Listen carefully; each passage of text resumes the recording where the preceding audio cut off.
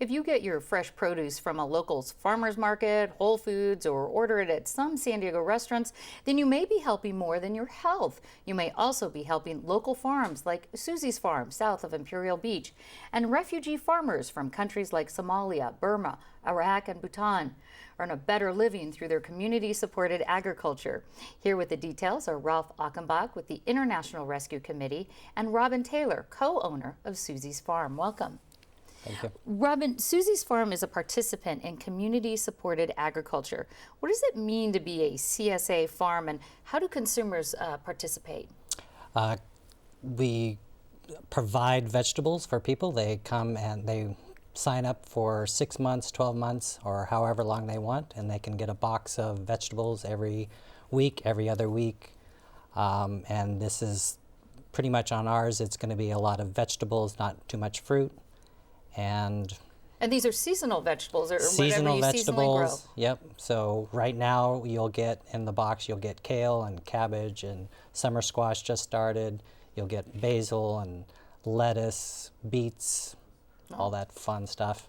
Everything that's being locally grown here on your farm. Now, Ralph, New Roots is one of many CSA programs, but the way the Roots program actually works and the people who are doing the farming is a little bit different. Tell us about who's involved. The farmers at the New Roots program are refugees, so individuals who were forced to flee their homes abroad due to war and violence and really survived against the greatest odds. And they're now here in the United States, where they've been provided with a safe haven, sanctuary, if you will, and are determined to rebuild their lives. And so they are eager to contribute to their new communities and have decided to leverage their deep agrarian roots that they have from back home and set out to feed their new communities and their neighbors here. Okay, and I'm going to ask both of you this, but Robin, when we were talking about getting back to the vegetables in these boxes that subscribers get, I've heard from people who subscribe to these CSA programs that sometimes they get produce that they wouldn't normally eat, and it could be kind of an adventure to try to figure out how to cook them or use them. So how do you decide which produce gets in the box?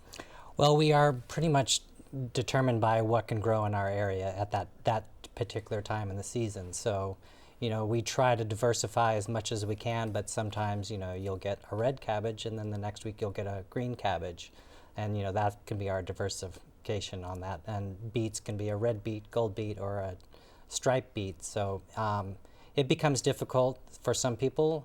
We try to provide a lot of support with recipes and newsletters, and you can go to the website and you can come on tours of the farm, and we really try to provide a lot of extra stuff so you can use what we give you and not be intimidated. And I know I wanted to say, so Ralph, that also just briefly, that was part of the reason that the New Roots also group wanted to participate in this, so they could grow their kind of homegrown foods, right? That is definitely part of it, yes, absolutely. And I always consider it as an opportunity and creativity on the part of the consumer. Every day is like Christmas morning when you get your CSA box or bag, you don't know what's in it, and then you can use the recipes that Robin mentioned to kind of be creative. Figure it out. What kind of challenges do the New Roots refugees farmers face in trying to make this type of business profitable, because they're doing more than just provide for their own families? That's correct.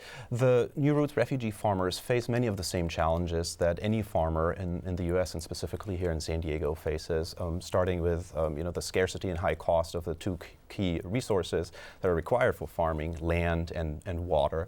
There are always pest pressures. If the climate or the weather is erratic, that causes problems, and all the challenges inherent in farming.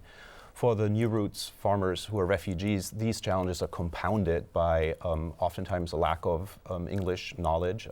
Many of them, having spent years or decades in refugee camps, don't have a formal education background, and so they face some additional challenges. And how much are they earning so far from this venture, I should say? We are projecting sales of $90,000 for the current calendar year, and we are working with 11 refugee farmers at the moment who contribute to the CSA. They're from 6 different countries. So it's not enough at the moment for any one of them to have their livelihood be solely reliant upon farming. Because it would divide between them, the 90,000. That's correct, okay. and so they use it to income patch. Okay, so Robin, you know, we're talking about all these elements to farming, and Susie's Farm has had its CSA program for the 5 years. What have you learned about trying to make CSA delivery programs work? If you could offer some tips. The tips that I would offer is produce more than you think you need to produce, because you're always going to lose something or pests are going to come. Really start listening to your customers and seeing what they want and seeing if it's something you can provide for them. You know, if they want zucchini and, you know, you've never really wanted to plant zucchini, do it. All right. Give them what they want. Give them what they want. All right. Robin Taylor and Ralph Achenbach, thank you very much. Thank you. Thank you.